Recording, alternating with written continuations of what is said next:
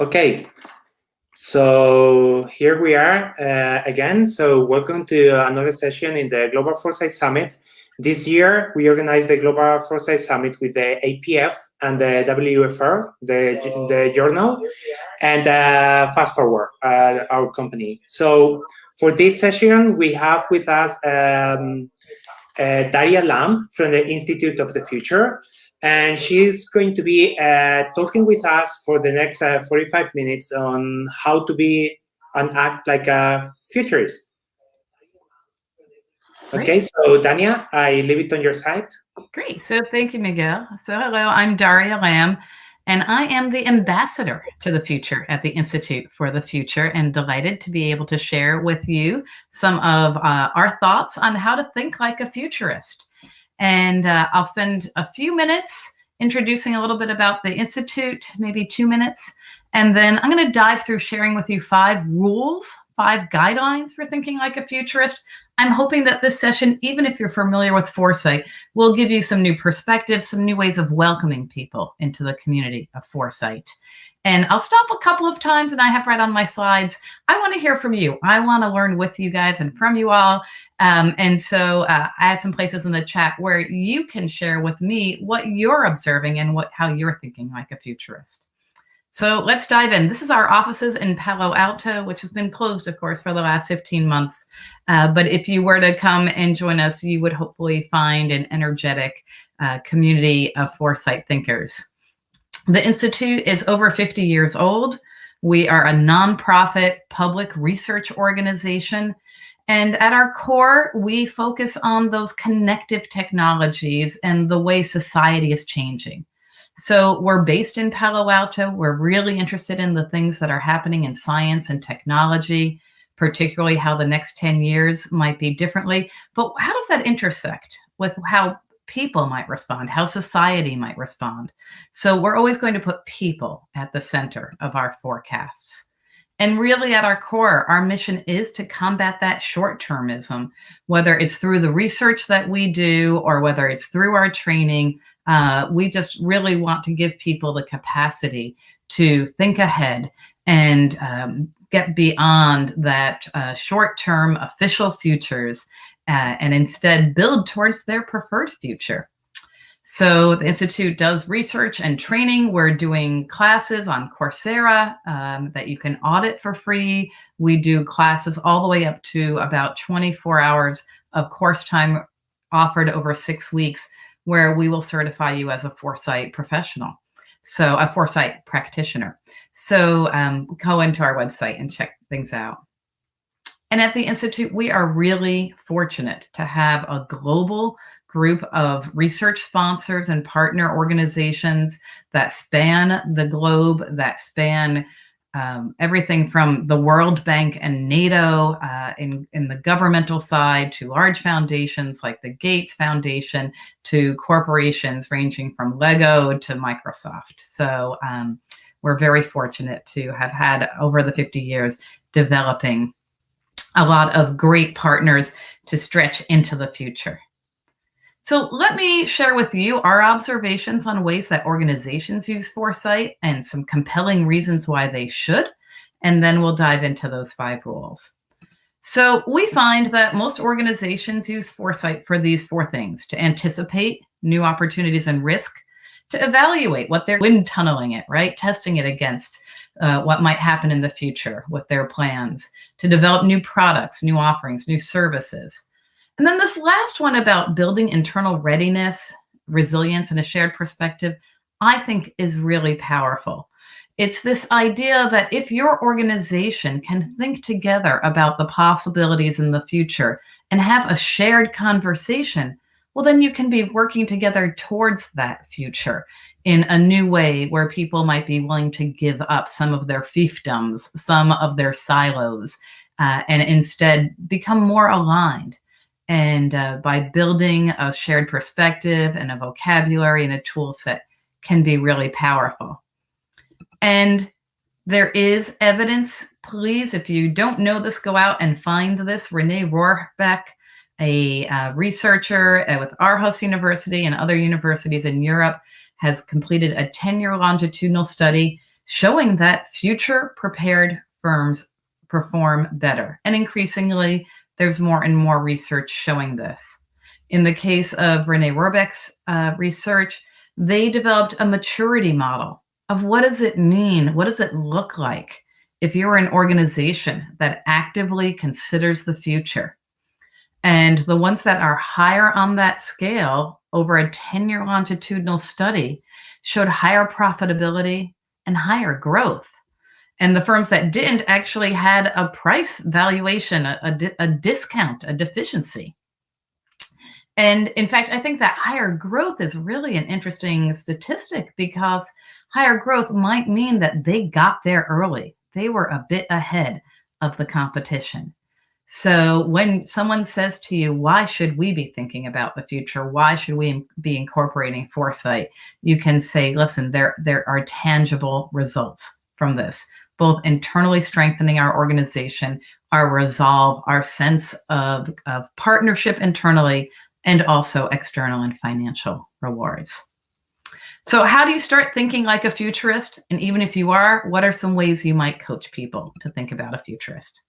So I'm going to share 5 rules. The first one is no predictions, right? No one can predict the future.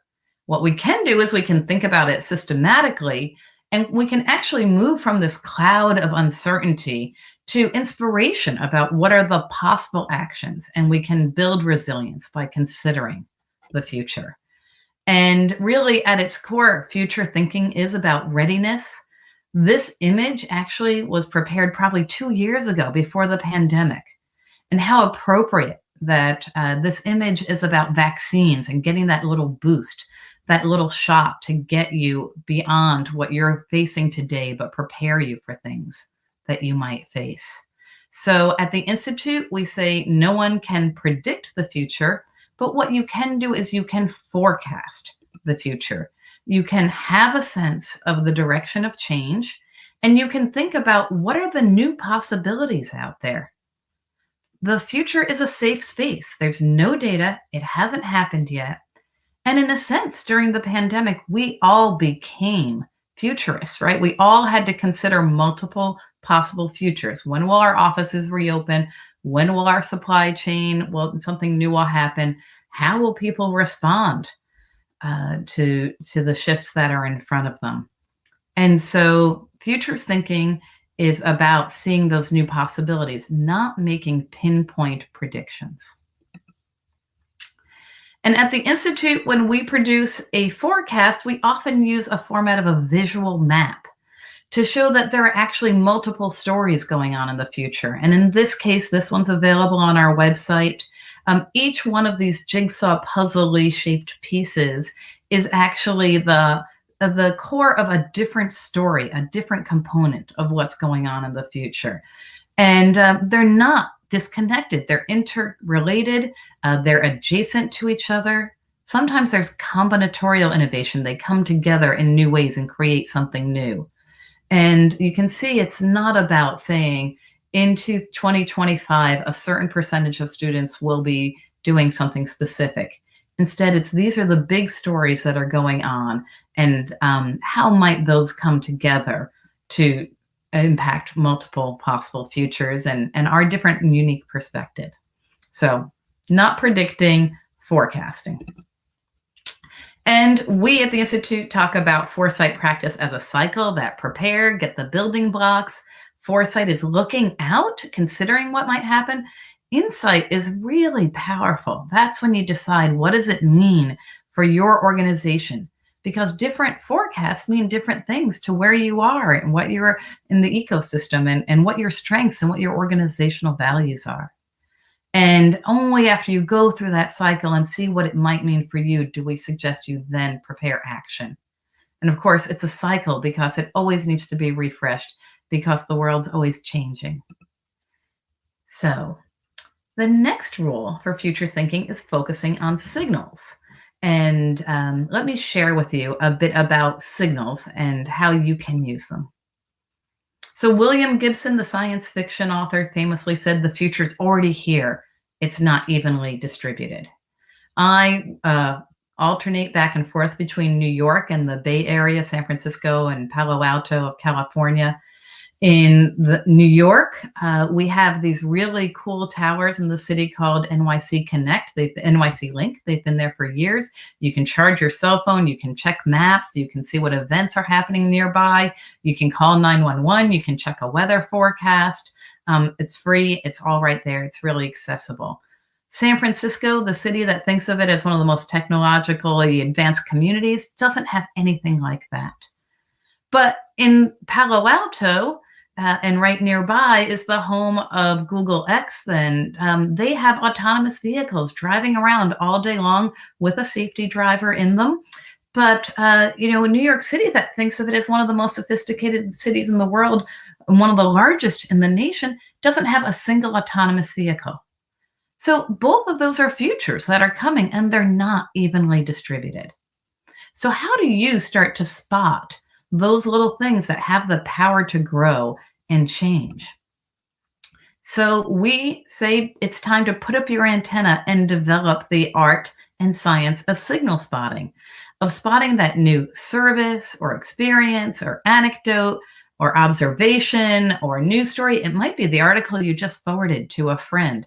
It's not something that everyone's generally agreed on. It's not AI has the power to change the future or social media is going to change the future. Instead, it's some small bit of it that maybe gives us more detail about something that's not very visible yet or a granular way of how it might be used. So I'm going to share with you 2 signals of change now, but I also want you to be ready in the comments to put in some of the signals of things that you're paying attention to. What are you seeing that you think has the impact to change the way we do things? And it's wonderful, by the way, in this chat to see the variety of geographies that are attending right now. So a signal. Here's a great one from Sweden. This is a billboard that normally has the model just standing there, and looks like a model, maybe a healthy person who shops regularly at this drugstore, Apotek. But in fact, that billboard is set up with sensors that sense when someone is smoking a cigarette nearby. And it shifts from a still photograph to a video of that model suddenly coughing in response to the signals, the smell of the cigarette smoke. And we look at that and we say, wow, that's really different. This is kind of public shaming. This is a whole new level of interaction. This is a whole new way to use sensors to move from air quality to, really targeting at an individual. And so this is something you don't see commonly, but you could see this could really grow and become ubiquitous. It could become common. It could be used in all different sort of settings. Maybe it's different kinds of sensors. So that's a signal I want to share with you. I'm going to share another one with you with a little more detail about how we often analyze those. And then I will ask you at any point for you to put into the comments a signal of change of something that has struck you, maybe something you've seen in the last 6 months that you think, gosh, that's different. So this one is a signal of change that Tribute brand has launched digital-only fashion clothing. And you'll see we format this as a what and a so what. So the what is what they're calling contactless cyber fashion. You pay for access to a style, and you download it. It's limited to 100 people can download that item before it sells out. And then you have the ability to overlay it on photographs of yourself. And so all of a sudden you can be in social media with this picture of you in this amazing outfit that you don't actually own. And for us, there's all kinds of so what's in there. There's new ways to express your personality, maybe clothing that you wouldn't buy for work. You're suddenly willing to express socially. Maybe you're concerned about sweatshop labor in clothing, or the environmental impact of shipping things, or even just washing and maintaining clothing. So there's lots of what's about what might become more important in the future, and why this might become more popular. So I see a few people starting to put in here into the comments some signals of what they have spotted. And you'll see down at the bottom, we added those drivers, those big stories that are pushing that we do see this little innovation being empowered to potentially grow, whether it's because of ubiquitous social media, environmental awareness, and such. Those are the things that are visible. These are the little interactions between people that are surprising. So I see people putting in things about holograms and being utilized even in remote working. I'd love to hear about people. If anyone has a specific example about a hologram being used in remote working or remote learning, I'd love to hear about that. I see a comment about a chief well-being officer in consulting firms, that they are often places that are hard places and exhausting places to work. And so the idea that a major consulting firm has declared, we followed chief information and chief tech officer and chief data officer. So maybe now it's chief well-being officer. I see some signals in the comments here about nanotechnology being used in brain implants and skin implants, and in clothing. Again, there's probably some, if anyone has any specific examples of things that have really caught the attention. Someone asked if the signal about the digital clothing was before or after NFTs. It was before. We spotted that back in about January, I'd say. So before NFTs really took off. I also see an interesting comment about how do you measure that the smoker is really shamed? That's our word, because sometimes when you want people to pay attention to the future, it helps to go to an extreme of language, and make you consider with empathy how you might feel, just to broaden the range of things that you might feel. Yeah, and there's all kinds of, Luis shares things about regenerative and how that's becoming a whole new conversation, and where that might start to fall. So let me share with you some more rules. The next is to look back, to see forward. And you may have heard this quote by American author Mark Twain: history doesn't repeat itself, but it often rhymes.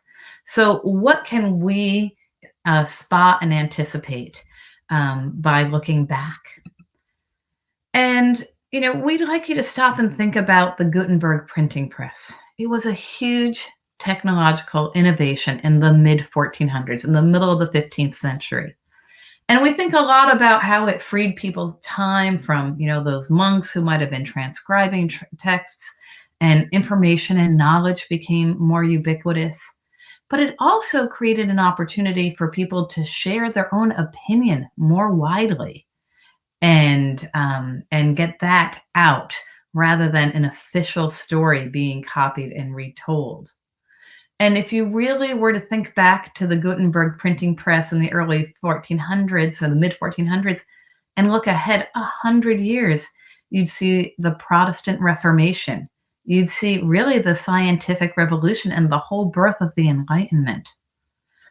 So all kinds of things were enabled by this technology that didn't just change in the following 5 years or 10 years. It took 100 years, but it was a sea change. It was a huge shift. And I have to admit, I don't think too often about what change my cell phone might drive 100 years from now, or the internet, which is now at the 20 or 30 year age of common usage. Do we think about what the 100-year implications might look like from that? We often say when you're going to look, if you're going to look ahead 10 years, look back at least 20, look back at least twice as far. And think about the speed and the cycle for things that you're thinking about.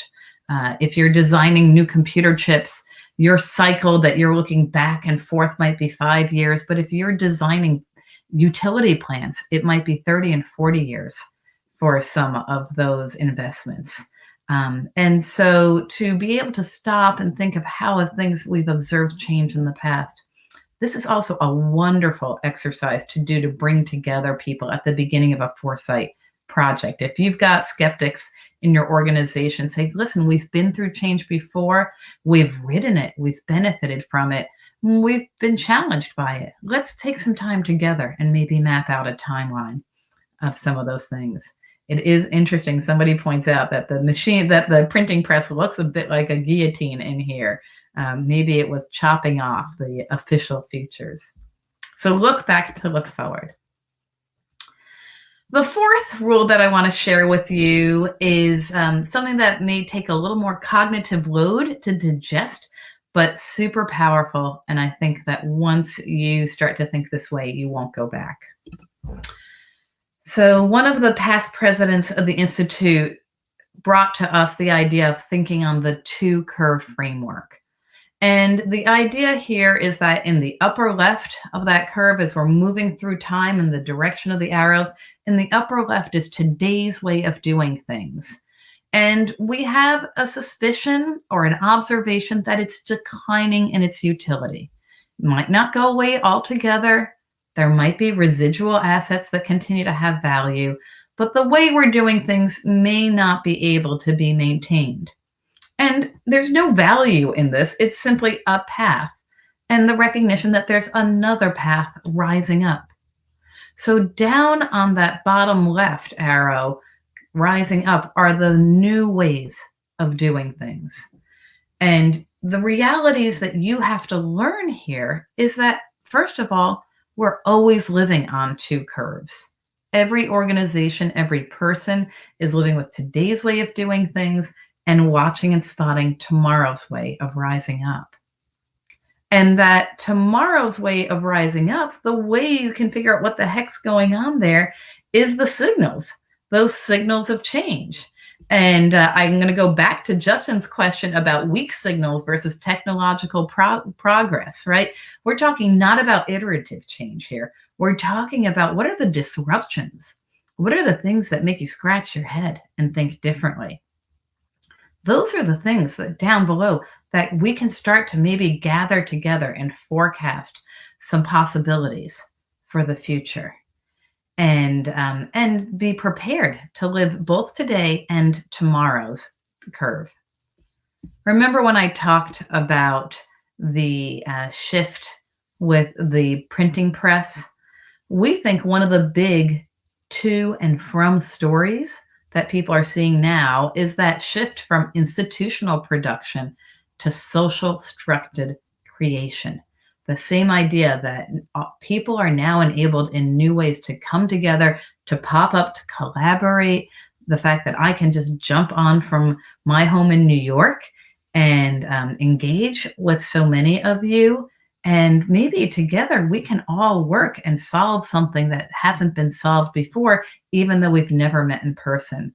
We could probably do some really good thinking together just over chat without a conversation. And so we're moving in this shift from that great institutions that are powerful and control the story to groups of people can come together and change things in new ways. And so that was the story of that 100 years of what happened with the printing press. That's the story of what's happening with the internet. That's the story that's happening with mobility and mobile information. And so, you can imagine that there's all kinds of other from and to stories that are happening. So So the Institute, we like to think about 10 years. We feel that 10 years is a time frame far enough out that you are not so far out that it feels like, science fiction, or that you're worried that you're not even going to be alive to see something happen. But it's not so close that you think, how am I ever going to live with this? Or this is a real disruption, or I'm deeply invested in this, or my boss would never fund doing something. So I'd love for you all to put into the chat some of the from and to stories that you see. What are those big stories?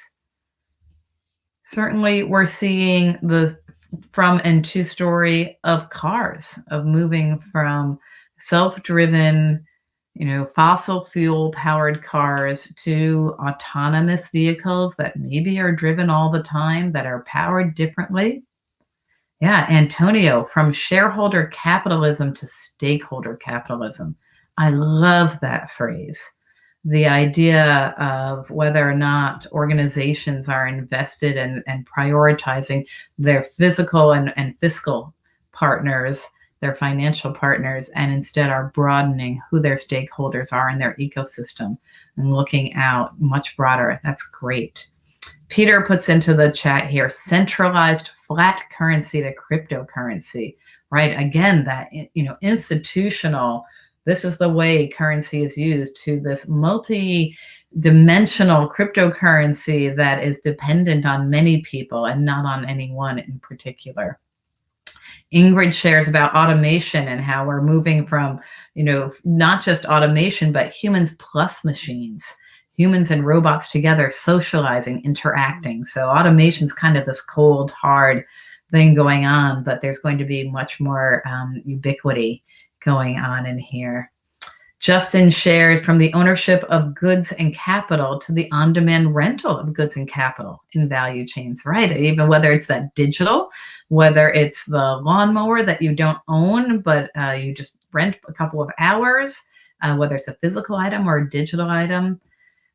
Alex shares from kids. Right now, kids learn from adults, and increasingly we're seeing a shift to adults learning from kids. Really interesting things. Peer-to-peer networks growing, moving from traditional schooling to lifelong learning. So from anthropocentrism, from the idea that humans are the most central, and to ecocentral, where all beings are important. So the internet to 5G, the well-being economy being the new power rather than the domestic product of a company. So keep putting things into the chat. This is grand. I am going to share one more rule, and then we'll open it up to questions, and we'll keep on seeing what other people have to add in the chat here. So what's that fifth rule for futures thinking? It's create a community, and congratulations, you're already doing that by participating in this session today.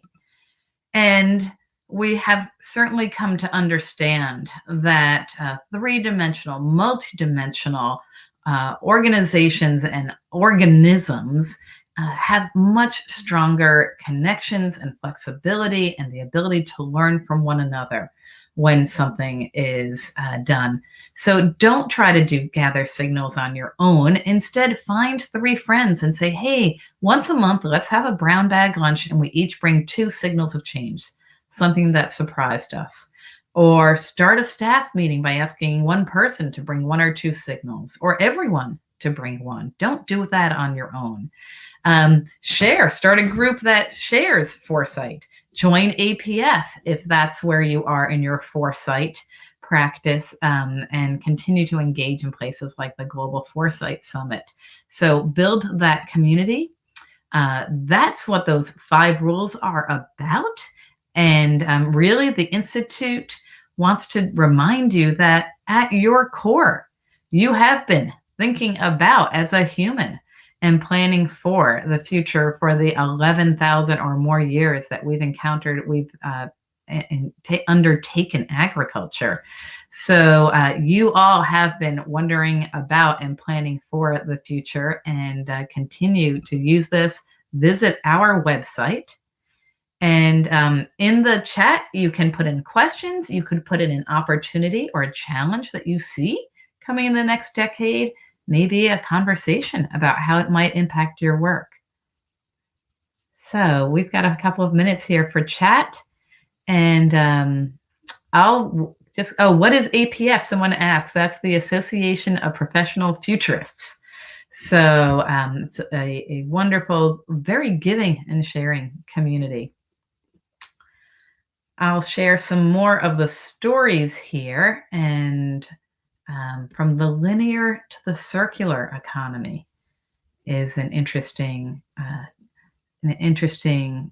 observation here, right? That we're moving from this direct, we have to accomplish this, to understanding that larger impact that we have in that circular community, and how do we keep things contained within that circle. I don't know if people can come off mute here or join the chat. And if I wanted to ask anybody a question, I guess I'll stop sharing here. And we'll see as people continue to put in here what things they see. Miguel, how are you doing? Hello. Yes, people can write in the chat, and you can also ask in there, but they cannot join in the conversation in voice. Okay. All right. So we're seeing some fun things here. How can we elevate the level of consciousness of the society? That's a challenge that someone has put in here. And if anybody wants to share with that, I don't claim to have all the thoughts on that at all. And if anybody wants to share maybe the tipping points or signals that they're seeing about the level of consciousness of society. I think the fact that mountains and rivers and glaciers increasingly are being granted personhood certainly fits in with some of these conversations here, that we are moving away from that anthropocentrism, aware that more things need to be taken into consideration. Someone asks, how do you make sure that the outputs from your foresight activities are and stay actionable for your clients, right? Well, lots of ways to do that. And again, you can come to the Institute and take some of our classes. We think about that a lot. Speak their language, be willing to shift your vocabulary would be one way. Engage them from the very beginning. Start them by saying what part of your work would benefit if you had a better sense of the future 10 years from now, or 5 years, or 25 years from now. Find ways to involve them early on so that they're engaged. And in particular, at the point when you've developed some forecasts, find ways to workshop and bring what to them, or give them toolkits to think about that insight to action part of the cycle. You're going to learn from them because they're the people on the road. And they're the people who are really sitting there doing that work and such. And so those would be some of the advice things that I would have, that I would share. You all can put more advice in here. I am looking at some more of the questions here. Oh yeah, there's a conversation about augmentation and augmented humans. What's that going to look like? And what level of augmentation are we going to accept and feel comfortable with? And is it going to be something that you can turn on and off? Is it something that you just put on occasionally? Is it something that's a permanent change? I agree. So Lola put it in there. And I think that's going to be a big shift we're going to see a lot more of in the next 10 years. And we're going to live on those two curves at the same time. From linear thinking to complexity. Yeah. We did a forecast for young people. You can go and visit the Institute's website. It's called Global Youth Futures. And I was fortunate to lead the project, where we got to send research teams to 9 places around the world and spend a bunch of time with young people in Lagos, Nigeria, in Chongqing, China, Austin, Texas, Berlin, Mexico City, and Jeddah, Saudi Arabia. And one of the challenges that we brought to them was the need to be able to make sense of complex systems. And in fact, we call them loopy complex systems. The idea that there are all these disconnected data sets, and how do you bring them together? How do you tell a story from them? There's data sets that are just, numerical and in flat spreadsheets, and increasingly there's data that you can actually immerse in and interact with haptically. There's all new kinds of data visualization going on that is certainly changing things. And of course, machines are actually now at this point probably much larger consumers of data and information than humans. And so that's really going to move us over the next 10 years from linear thinking to complexity. So thank you very much for that observation here. Ingrid's talking about the decentralization of education. I often think of YouTube as one of the largest educators around. I don't think they thought that when it started. I think people thought it was going to be an entertainment platform. And what is that little thing that is common now? What are the new ways of doing that? We have someone asking, when will machines get their own rights? It's possible, right? If a mountain has its own rights, will a machine? How to make companies reinforce their future readiness. They seem much more concerned with solving the issues of the present. Yeah, exactly. So that research that I referenced, he talks about some really interesting components of a future-ready organization. It's something the Institute thinks a lot about. If you're part of an organization that might want to join our larger community, we have a program called Vantage, IFTF Vantage, where we have large organizations sponsor research and interact with each other and learn from each other and think about being a future-ready organization. How do you consider multiple possible futures? How do you have a culture that's willing to question the status quo? So those are really good questions in there. So, Daria, we can go for maybe for the last question, and we are bound to close the session. Yeah. All right. Well, then I'm going to share Yule's signal here, and it's a from and to story also. Professors teaching over 1 million students at a fee of only $5. That's a really different future, and that's you all having the power to build and change the future. So I'm so excited to have been with you all. As I said, go visit the website for the Institute for the Future, iftf.org. We're in the public interest and would love to interact with you all. Yes, everyone should do that. And the Institute for the Future has been doing a great job during the last years. And you've probably been close to their Coursera course that they've been doing in the last 2 years, I believe it's been. And Daria, thank you so much for coming. We know it's been a rush to prepare all this since we last talked last week. So thank you so much. And everyone else, we are going to close and going to the next section. It's going to be almost the last one. So just 2 more sessions to go. It's been... today. For today. 40 hours for us. So we've been here for a long, long time already. And we've seen the sun setting in the Pacific and the sun rising on the Pacific again, but on the other side. So it's an interesting way of seeing the world. So thank you, everyone, for putting together an incredible global group and making this free and available to everyone. So everybody go forth. There's lots of great speakers over the next 2 days. So thank you so much. And everyone else, stay in the page, and we will be back in like around 3-4 minutes with John Sweeney and Avril Chimal. Thank you so much. Thank Bye. you. Be well.